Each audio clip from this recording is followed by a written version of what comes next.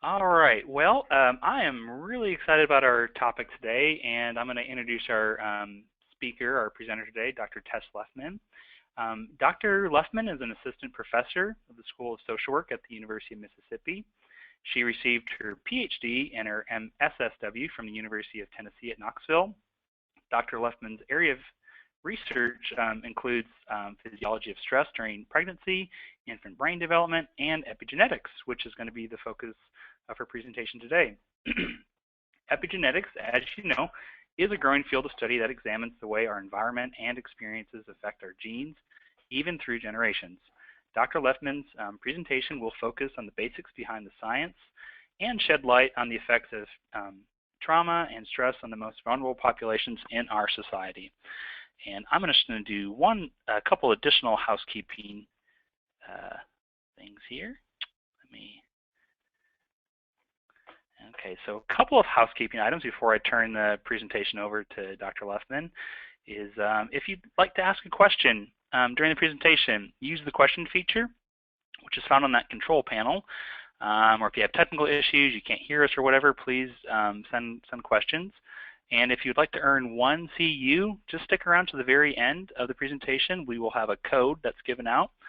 And if you're watching as a group, make sure that you list the person who originally signed in. Just let me know that. And just as a reminder, this webinar is being recorded, and we will upload this presentation to our website. So Dr. Leffman, I'm going to give the presentation over to you, and you can begin. Okay, great. Well, thank you guys. I'm so happy to be here to talk to you about epigenetics today. Let me see if I can get the slides working. Let's see. Chad, do I have control right now? Okay, try now.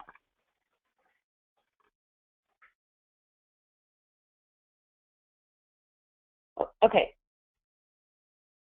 Did I get it? Okay, there we go.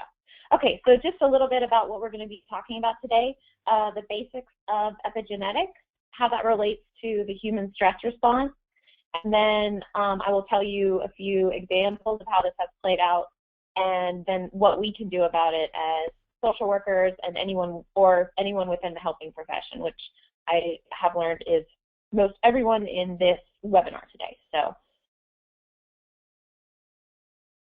I'm sorry, I'm having a little trouble with this button. Maybe, is there another way for me to go on the slides?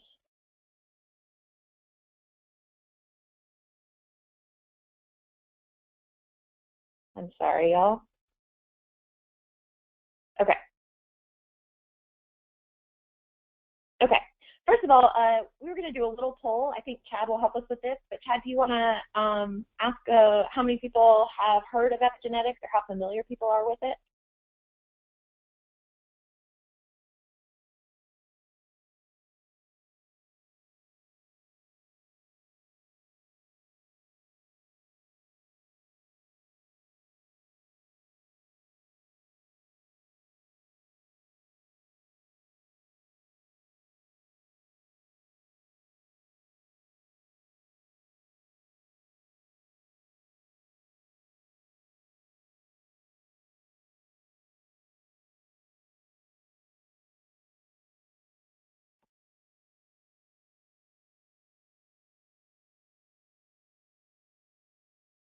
Okay, it looks like most people responded, so I'm going to go ahead and close the poll.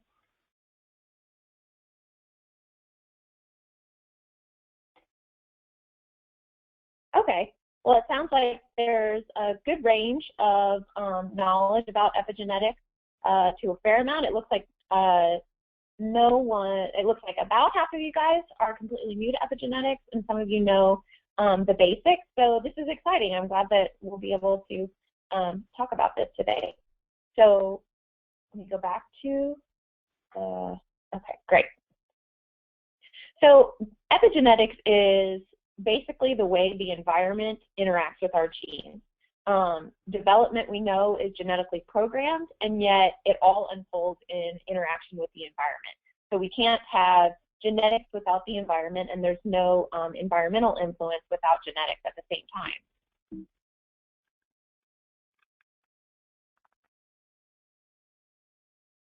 So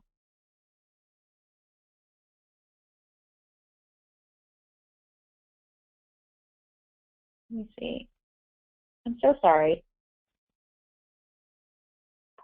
Okay. Okay. So the way that we found out about epigenetics actually started with the Human Genome Project. The Human Genome Project began in the early 90s, and it was about a 15-year process, and it was a research project that aimed at identifying all of the genes within our body. We thought when we started the project, or scientists thought, that each individual had like about 100,000 genes. The most interesting thing that came out was that we actually only have 20 to 25,000 genes. That's about the same amount as a water flea. So we have, even though we are so complex, we have as many genes or as few genes as a water flea. So, and that's just because our environment interacts so much with our genes to make us the complex individuals that we are.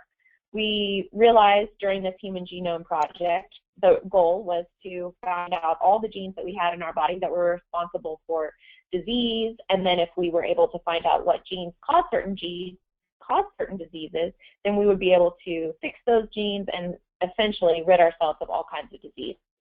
However, what we realized was that we still had all genes were responsible for disease in other ways, and that's how an essential part of epigenetics.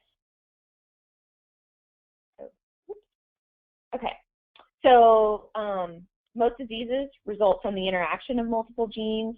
We have even characteristics like eye color is not one gene is not responsible for that solely, but multiple genes are, and it's just a complex interaction between multiple genes. So it's not as cut and dry as we thought when we started the Human Genome Project.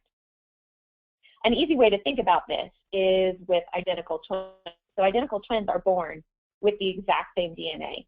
So they come out, they're born, and they look exactly the same. You take any of their cells in their body, and they are the exact same cells. However, they continue to, as they age, they continue to look different. I know for me personally, I have a set of uncles that are identical twins. You would not know when they walked in a room that they are identical twins. They look completely different. One is extremely fit, the other one is overweight, and their skin looks different, their hair color is different, everything about them looks completely different, even though they were born identical twins and looked the same. We know that women who have the BRCA gene, which is gene mutations for breast cancer, not everyone that has those genes gets breast cancer, and identical twins also have the same genes for mental disorders, so Alzheimer's and things like that, and yet one twin may get Alzheimer's and the other one won't. So it's an easy way to think about epigenetics when you think about the way identical twins are born the same, with the same DNA, and yet over the years they change because of the environment that they're in and the difference in the environment. So all these DNA changes happen in response to the environment, and it's the biological mechanism through which some genes are expressed and others are silenced. I'll tell you the mechanism behind it. It can be a little tricky, but I'll try to give you just the basics. One essential thing about epigenetics is if you think about DNA plasticity. So basically, it's the way our species has survived for thousands and millions of years. It's any functional change to the genome that does not involve an alteration in the DNA sequence. So it's the way we have, as a human race, been survive in multiple different areas. We are able to habitat the polar ice cap, and we're also able to habitat the sub-Saharan desert. And it's just changes to our DNA that the environment allows us to live in those areas. So if you're in, it's kind of a way that it's sort of like evolution in a certain way, in that if you are in sub-Saharan Africa, your skin is going to be darker in response to the environment so that you're able to block out more of the sun's rays. Whereas if you live on the polar ice cap, your skin is going to be much lighter so that you can soak up that sun and get the vitamin E that you need. So it's the way that we have survived for years. So methylation is one of the mechanisms in which epigenetics occurs. So if you're familiar with DNA, this is a strand of DNA that you're looking at on the PowerPoint right now. The rungs on the ladder are proteins, and it's a combination of multiple proteins that create a specific gene. Methyl groups is responsible for methylation. Methyl groups are just enzymes that attach themselves to these rungs, and when they attach themselves, it would essentially turn that gene off. So let me give you an example of that. We have tumor suppressor cells all throughout our body. They're roaming around all the time. It's the way we fight cancers that come into our body, because we've all got all kinds of cancers and diseases that join our body, and we try to rid ourselves of them. Tumor suppressor cells are one way that we do that. We have tumor suppressor genes that create these tumor suppressor cells. If there are methyl groups, and methyl groups are created through the environment, things like toxins in the environment, certain foods we might eat that contain pesticides, smoking, which is a toxin in and of itself.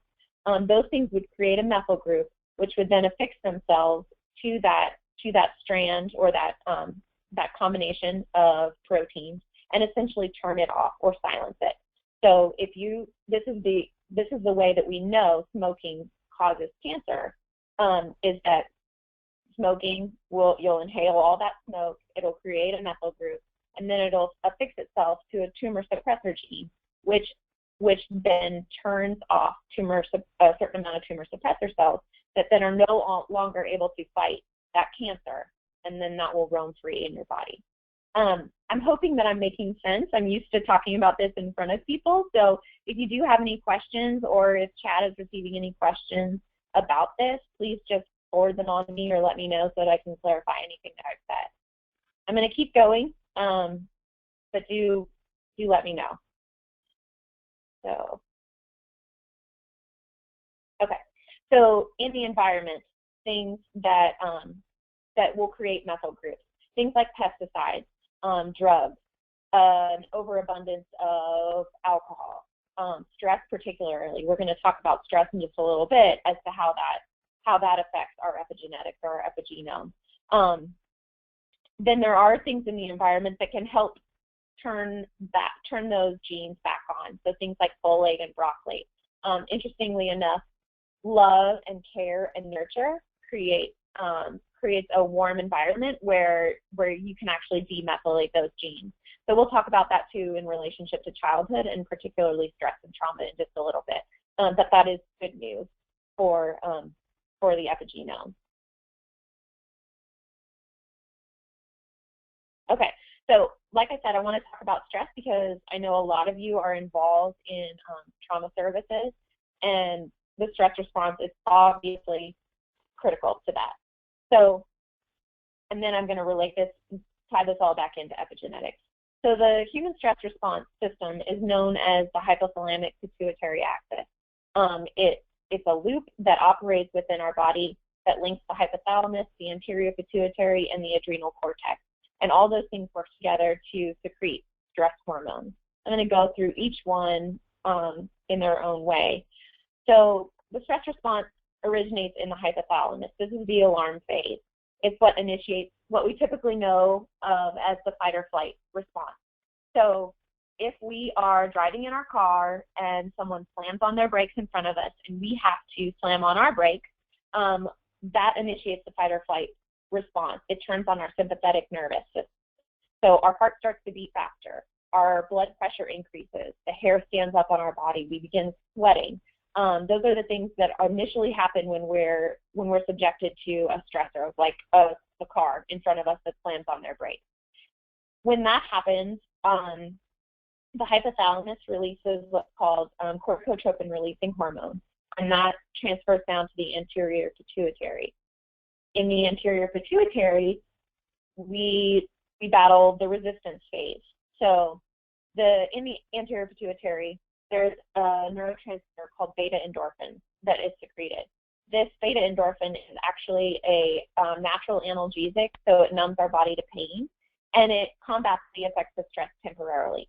So, for example, if we were in, say we didn't slam on our brakes in time, and we hit the car in front of us, we might injure ourselves in some way. It's the reason why we don't feel pain to the same extent as we do when we're not under a great deal of stress.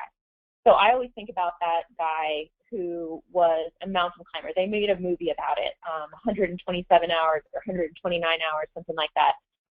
He was a mountain climber. He had a log on his arm. He could not call for help. He was with no one. He had to saw off his arm with a pocket knife. And then he walked away from that experience and was able to live. Most of us under normal circumstances would not be able to saw off our arm with a pocket knife. That's just absolutely insane. And yet he had that beta endorphin surging through his body, which allowed him to combat that stress and get rid of his arm so that he could escape and survive. I think a lot of people will be in like a car accident or something and not feel pain until later, and that's because our anterior pituitary releases that neurotransmitter. So it's helpful in the short run. However, if you're constantly under stress and you have that beta endorphin surging through your body, you could experience a great deal. You could put your body through all kinds of things and not feel that pain when it would still be causing harm to your body. So after the anterior pituitary releases that beta endorphin, it also secretes adrenal corticotropin hormone, which then stimulates the adrenal cortex, the next step in the HPA axis. Connected there. I am anyway.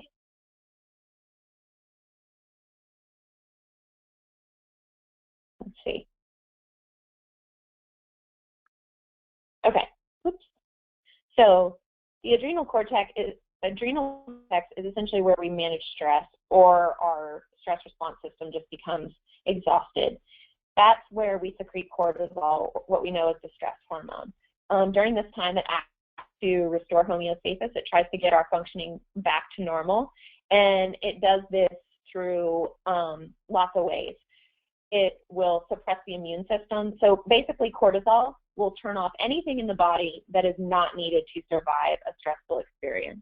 So if you're, let's just say you're out on a safari or something and a tiger comes running after you, in order for you to get away from that tiger, your blood's going to increase so that your heart will beat faster so that you're able to exert more energy. Your digestive system is going to turn off because you're not needing to digest food at that point. You're certainly not ovulating because your reproductive system has no function at that, or no necessary function at that point. Everything that your body needs to be doing to get away from the tiger is amped up, and anything that's not needed is going to be turned down or shut off completely. So this is good in the short term because it allows you to get away, and yet if your stress response system is always turned on, you're going to be more susceptible to things, and I'm going to get to that in just a second.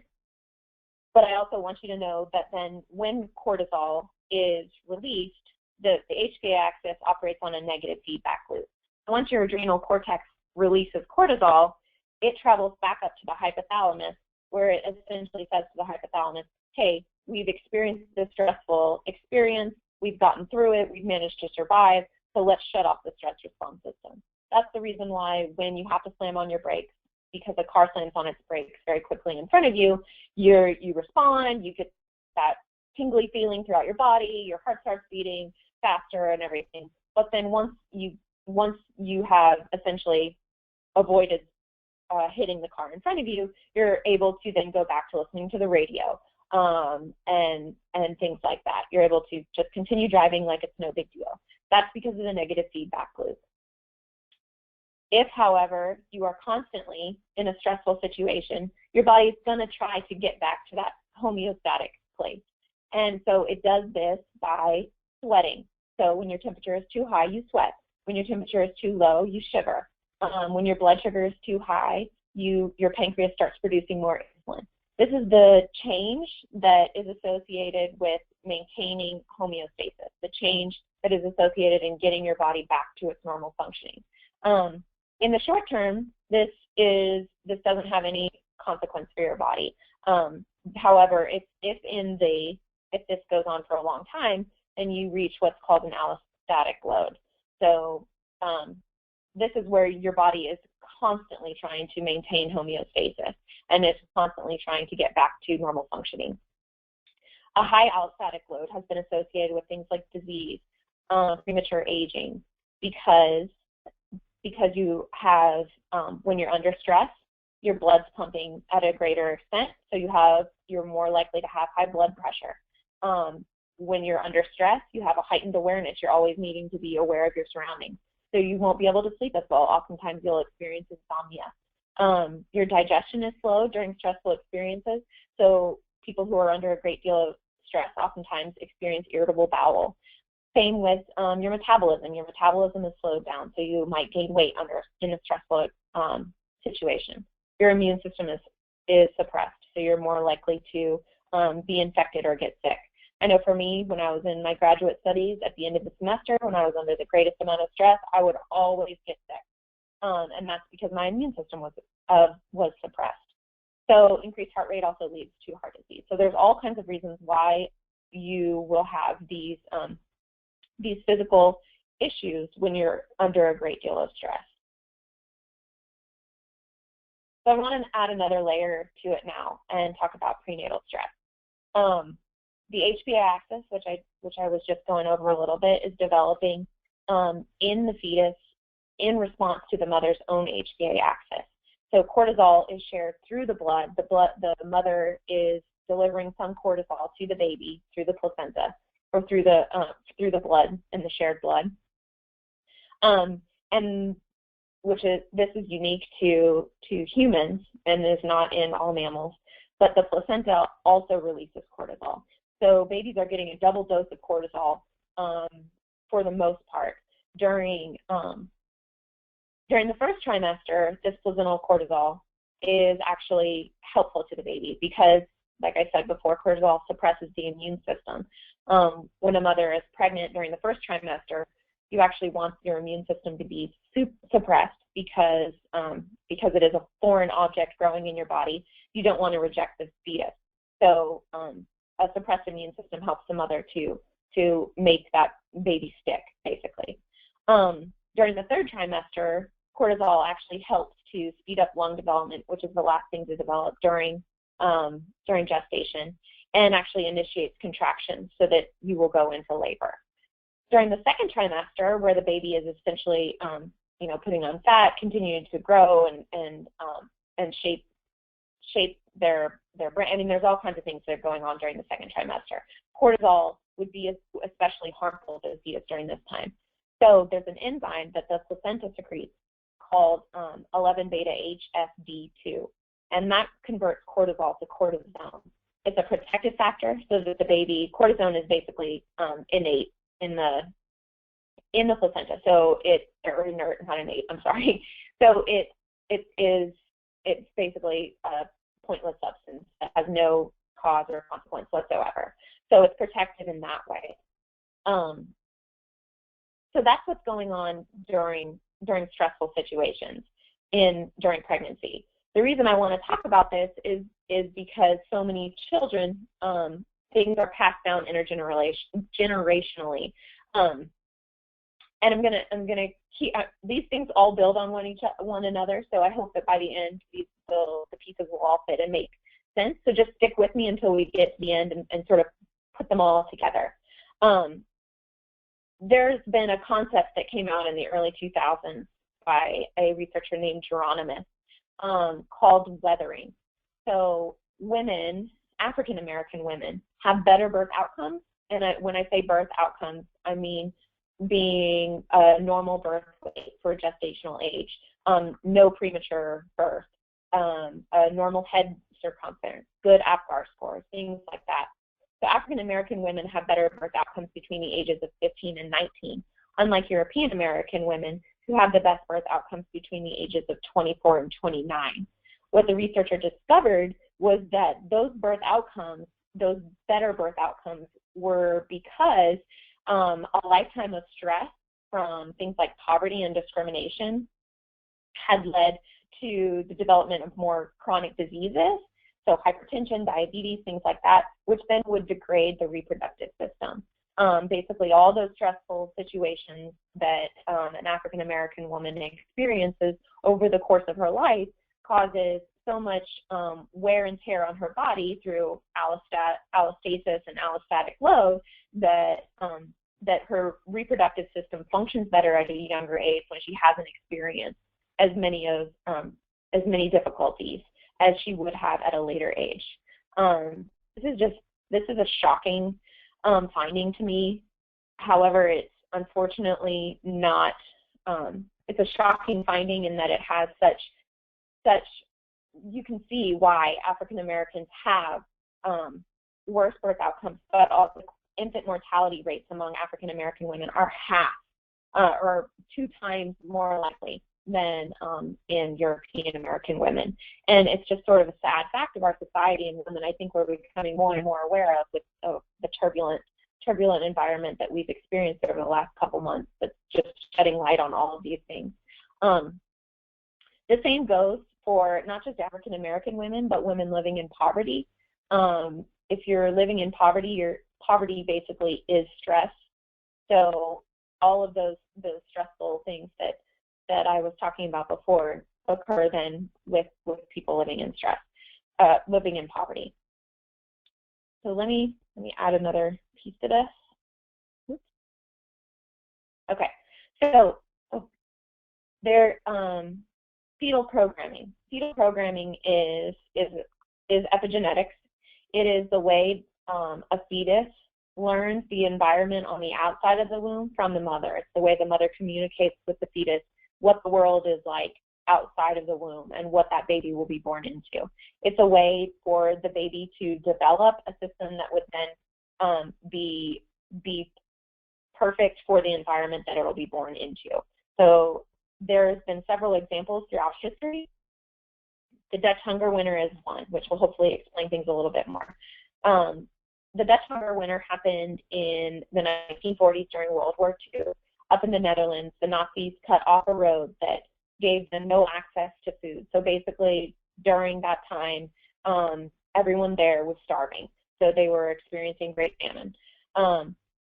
They looked at mothers who were pregnant during that time, and what they realized was that these mothers were giving birth to babies who were small. They weren't preterm, but just small for gestational age. They came out, and then the war ended, and they got food again, and they ended up developing later on in their life things like diabetes, and they ended up being more susceptible to obesity. And they looked at it down to like the DNA, and basically these children or these babies had been programmed in utero to be able to subsist on a few calories. So basically the mother is saying, hey, listen, we're starving out here. You need to be able to be born and survive on, say, 500 calories, because that's all I'm going to be able to provide for you, and that's what you need to be able to do in order to survive. So those babies come out ready. They only get 500 calories, so they're surviving, they're thriving, they're doing well. And yet they grow up, and there's plenty of food around, and instead they're getting a normal diet of say, 2,000 calories.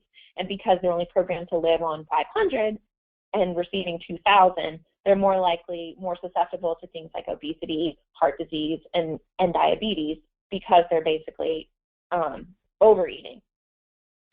This they even showed, though, that through that those babies that were born to the mother during World War II, those babies, when they grew up and had children, they were also giving birth to babies who were ready to subsist on few calories. This is true for stress as well. So if a woman is living in public housing and under a great deal of stress, living in poverty and all that stuff, she's going to be programming her child in utero to be able to come out into a world that's stressful. So the baby's stress response system is going to be overactive and ready to operate under great amounts of stress. And that's good for the baby to be able to protect itself and survive in that environment. And yet, like we talked about with stress and everything, there are all kinds of consequences physically. So this has been with national disasters. We've been able to study pregnant women as well. Things like 9/11 and Hurricane Katrina have been especially applicable. Excuse me. Let me take a drink of water real quick. They've studied women who gave birth to babies who were gestating during 9/11 or during Hurricane Katrina. And these babies had heightened stress response systems. And these things led to, I believe is on the next slide, things like learning disabilities, ADHD, anxiety and depression, and obesity. Because if you remember, like their stress response system is overactive, and so they're unable to focus to the same extent. They have difficulty learning because of focus issues. They're more susceptible to things like anxiety and depression because their body's not capable of coping. And again, like obesity and heart disease. So there's been lots of evidence to suggest what kind of that negative outcomes are associated with fetal programming outside of just birth outcomes. But then again, during those stressful or during those traumatic events, they also women went into preterm labor a lot as well, and that's because cortisol initiates contractions and essentially makes you go into labor. So that's why a lot of women who are under a great deal of stress have preterm birth. I don't see any questions as of yet. I hope that everyone's with me still. I'm going to keep going. Oops. Okay. So the good news. Also, I want to mention there's been in the news recently about Holocaust victims, how children of Holocaust victims were actually, and this may be some of what people know about epigenetics, but Holocaust victims, that their children were actually experiencing trauma in the same way. And it's because of the stress response system and the way that is transmitted from one generation to the next through stress, through epigenetic programming. So that's an interesting piece. The good news, though, in all of this is that parenting can mitigate a lot. So love and nurture, care, actually build stress receptors in the brain to soak up more of that cortisol so that your body's not being flooded in a harmful way, and helps to negate that stress response system. There's a lot of things like secure attachment. So children who are securely attached to their parents have a less active stress response system, which is good. Things like breastfeeding actually help to attenuate that stress response system. So that's wonderful news that love and care and good parenting can mitigate so much of the damage that can be done beforehand. And yet, if you yourself are under stress, parenting becomes really difficult. It's hard to be under stress and to just cuddle with your child or to get down on the floor and play with them when there's so much else going on in life. So I want to talk a little bit about how this maternal care molds gene expression. We do this through studying mice. It's not possible to study humans as far as we can't look in their brains. We can't just extract DNA at will. So we look at mice, and it's really good. Mice are actually very much like humans, and we do a lot of the same behaviors as mice. And it's also helpful because we can look at generations within just a matter of months. Mice have a gestational period of just 23 days. So basically, you can look at generations within months, which is very helpful. So just like in humans, there's variations in maternal care. The maternal care that we look at in mice is licking and grooming behavior. So just licking and grooming those mice. That is essentially the same thing as sitting down and reading a book with your child, or hugging your child, or rubbing their back while they're hanging out on the couch. Those are all things that mice do, translated into licking and grooming. And as you can see, there's a bell curve, just like there would be in the human population in mouse mothers. This then is the gene for that turns on in the this is the hippocampus, the gene in the hippocampus that turns on that fight or flight response system, or the HPA axis. And what you can see is that the greater, I'm sorry, I was reading this wrong. This is the,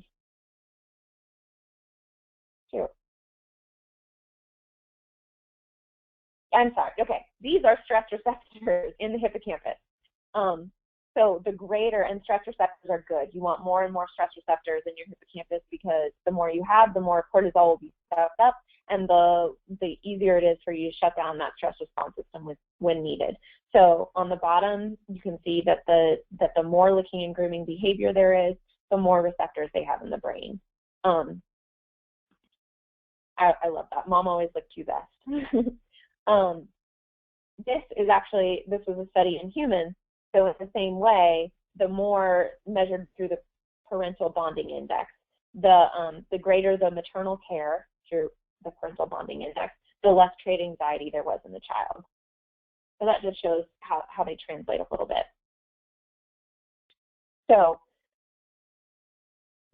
do we think this could be genetic? We know that good parents tend to have children who are good parents themselves. Abuse tends to run in families.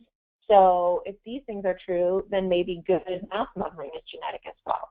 The way that we know this is not true is through something called cross-fostering. This is what's cross-fostering. So these blue mice, the big blue mouse on the upper left, is a good, and I say that in quotation marks, a good mom, because it licks and grooms its pups to a great extent. The big yellow mouse on the right, the upper right, is a bad, again in quotation marks, a bad mom, because it does not lick and groom its behavior or its pups to the same extent. So what they did was they took the offspring of the good licking and grooming mom and gave it to the bad mom, and they took the good or the offspring of the bad licking and grooming mom and gave it to the good mom. And what you can see is the offspring, when they grew up and became mothers, mouse mothers themselves, they ended up, they were more likely to have the licking and grooming behavior of the mother that they lived with, so not the genetic mother. This has all kinds of implications for foster care, for taking children out of bad homes and putting them in good homes. If they're able to, especially if caught early enough, it is actually proven that those children have all kinds of potential, and will end up, that they're essentially not doomed.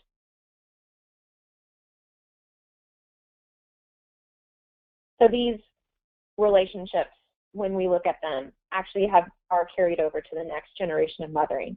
So those, even if their genetic makeup was like their mother, the mother that they were placed with, that behavior then transfers over to the next generation. So in helping one child, we can actually be helping their grandchildren, which is exciting. My mentor once said, once we have an individual client, it's almost too late. We needed to have helped their grandmother. So even though we might not be able to help that client right then and there, we know that if we do help them, we will be able to help generations to come. So this then is how we think about how we can look at things. What do we need to do in order to have good maternal care? We need to have good prenatal care. We need to help mothers during pregnancy.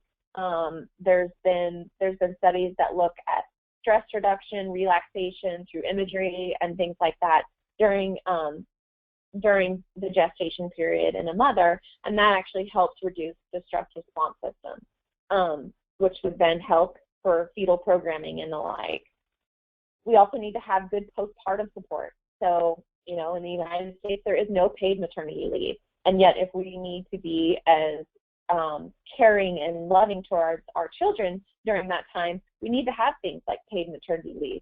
We need to increase promotion for breastfeeding and things that would attenuate the stress response system. We need to be able to make sure that women who are living in poverty have what they are needed. So maybe we need to increase WIC benefits, TANF benefits, all kinds of things like that. We need to eliminate certain things that are going on with those programs as well that are unhelpful, like caps and things. So if maternal care then helps express specific genes in brain regions, we need to, say we haven't gotten to it at a certain point, then we need to help to rewire brains in certain ways. And this has been helpful through things like psychotherapy. So actually, CBT has been shown to rewire the brain in certain ways that is more helpful. So there are opportunities there through things like psychotherapy and meditation. And if rewiring that helps with maternal behavior and stress reactivity, or we're unable to get to that point, then we need to look at things like foster care and medication. And so intervening at any one of these points, even though before the child has ever even born is best, there are opportunities to intervene and help shape genetic makeup for the generations to come.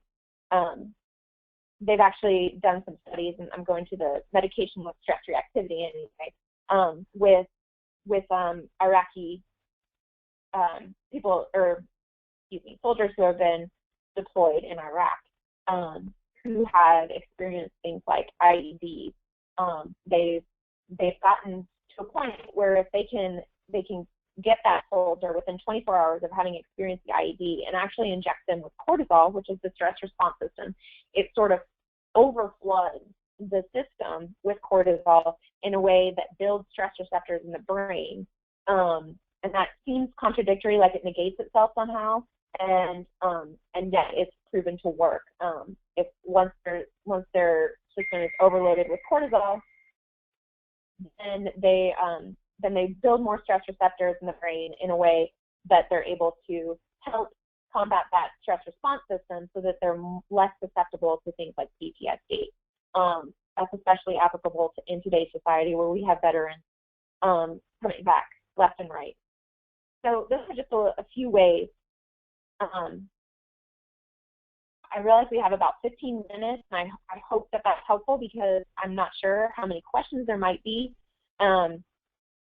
Please, if I've overwhelmed you with so much information, but you can't quite figure it all out in 45 minutes, please email me.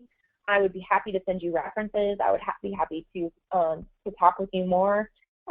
This is a fascinating field, I think. It has so many applications for people working in trauma like yourselves, social workers, psychologists. I think that there's a lot that can be learned and gained from this. So I will turn this over maybe to Chad to see if there's questions. Hey, thanks, Tess. Do you want to launch that second poll? Yeah, that sounds great. Okay. Another poll for you guys here. Okay, so go ahead. We just launched a poll. Go ahead and respond, and we'll share the results once folks have answered.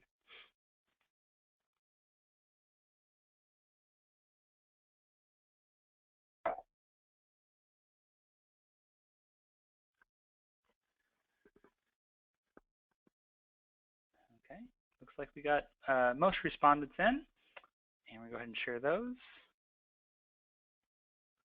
Okay, good. For those 83% of you that said yes, I'm glad that that's helpful. For the 18% that I said I think so or not sure, please get in touch with me. I think that there's probably a lot that that maybe in your own situation that I could be more specific and help you with. Tess, I did get a few questions in. one individual asked, what are other resources that you would suggest we learn more about epigenetics? What are some resources we can send folks? Or Yeah, they're probably the easiest and most helpful and interesting is a documentary. It's on PBS, and I believe you can watch it from the PBS website itself. It's called The Ghost in Your Genes, and it talks all about epigenetics and gives a lot of resources. There's also several research articles that I'd be happy to maybe send Chad, and then Chad can disseminate if you're more interested in learning. But I would definitely recommend that documentary because it's really helpful sometimes, I think, to see pictures and moving images. So that's a good one. Okay, thanks. We have another question. Individual asks, what are your thoughts on medications for children under the age of 8? That's a question's getting at for medications for young children, I'm guessing. Yeah, that is tough. I unfortunately don't have a good answer. I think because a child is developing in so many ways and the brain is continuing to wire itself, I wish I had a good answer. I think it sort of needs to be taken on a individual basis and what is best for that child and the family, because so many things can go wrong with medication, and yet so many things can be helped at the same time. So that's probably the most wishy-washy, unhelpful answer I could possibly give, and yet that's how I feel. Okay, I think she typed in a kind of a clarifying statement. So what about for medications for a child that is adopted? Medications for children that are adopted? Yeah. And I guess and if you're unsure of their background, and I mean, what should so if a parent has an adopted child and they're unsure of their background, maybe a new foster mom, what's your thoughts on that? I think that's what this question's at, and maybe if we don't quite answer it, we can follow up after the webinar as well. So yeah, and my knowledge doesn't go deep into specific medications that are given to children and what effects those might have. So I don't feel like it would be responsible of me to even answer that question. Okay. Getting lots of questions here. Can you talk about the role of fathers in epigenetics? Yeah, that's a good question. So there's a lot of things. When they looked at the death hunger winter, which I talked about a little bit, and how babies were being programmed during that time, they looked at what the consequence was for fathers. And babies who were gestating during that time, if they were female, because their eggs were developing during that time, they ended up having babies who were small themselves when they were born. It was only a factor in males who were alive during that time and were going through puberty when they were developing their sperm, that was effective in generations to come. So that's one way that stress response is different for males and females, in that it applies to when you're sort of women have all the eggs they're going to have when they're born. Males, their sperm continues to develop, but is affected most strongly during puberty. So that was one thing that has been interesting as far as fathers go. They've also looked at things like fathers' behavior, and the way that smoking, father smoking actually affects a baby in utero because of things like something called imprinted genes. And there's actually a video that I wanted to show, but there wasn't the technical capability to do so. And it's on YouTube. It's called The Epigenetics of Identical Twins. And if you just type in that phrase, the epigenetic of identical twins, you'll be able to see the way that that identical twins change throughout the ages. but the reason I bring that up is because there's something called imprinted genes. And that's when an epigenetic tag affixes itself to a certain gene and methylates that gene. So those genes are then transferred on to the child because, when a sperm and an egg meet, they match up. You get one chromosome from each mother and father, and those things are transferred over to generations. So there's that role as well. The other thing is that when I talk about like maternal care, I really mean parenting in general. So parental care, the father loving and taking care of the child is applicable the same as it would be for the mother. Oxytocin flows through the mother when she gives birth to the child, and yet it also flows through men similarly, not to the same level, but which is the hormone that's associated with bonding. So men end up, in loving their children, end up having a great release of oxytocin as well, which then shapes the stress response system and builds stress receptors and all in the same way. I probably just gave way too much information in a very convoluted way. So whoever had that question, please email me if you have any further questions. Okay, and Tess, we got one. This will be our last question here, and then I'll move on to the slide with the CU. Individual asks, any thoughts about benefits of working to improve biological caregivers' parenting skills versus moving children to better homes? Oh yeah, I think that yes, I think that parenting skills should always be fostered and continue to place a priority on that. I think that at the same time, if that parent is under so much stress that parenting is so difficult, we also need to intervene in a way that relieves stress. So that's why I talk about like all the policies and things that need to be addressed to help that parent combat the stress so that then they can effectively be a good parent. Yes, I think it's always best if the child is safe to be with the parent and to help in that way. So parenting classes and talking about how to bond with your child, helping to just sit down and read, to help cook together, just do anything that really helps that bonding activity, I think is really important. That's a good question. Okay.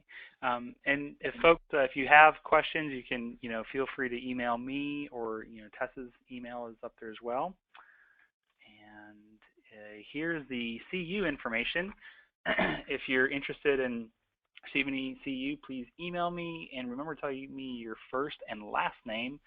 And if you're watching as a group, just let me know who you watched with so I can kind of go back and make sure that you attended for the full time. So we'll leave this slide up here. We'll hang out for a couple minutes if there are any last-minute questions. But otherwise, thank you for attending today. I hope it was informative, and we look forward to seeing you in March. So Tess and I will just be hanging out for a couple minutes to answer any maybe final questions, and you guys have a great rest of the day otherwise. Thank you all so much. The name of the documentary is, Tess, make sure I'm good, it's Ghost in Your Genes. Is that correct? Somebody asked that. Yes, Ghost in Your Genes. Yeah, and I'll send an email to folks today with a link to that as well as the twins video as well. So. Okay, great.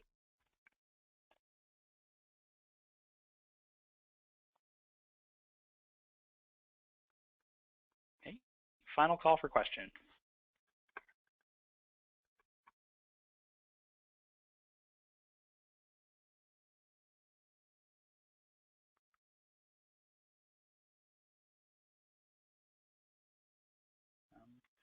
Tess, do you have any more thoughts about ways to reduce stress for bioparents?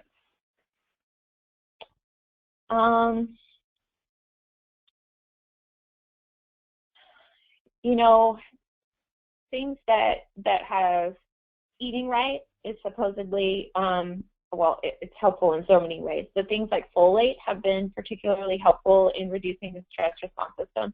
So getting a lot of broccoli, spinach, things like that help. Aside from relaxation and meditation and just self-care, social support. There's all kinds of studies about social support. So trying to really help foster support among their family, their support system, their friends, that's really helpful.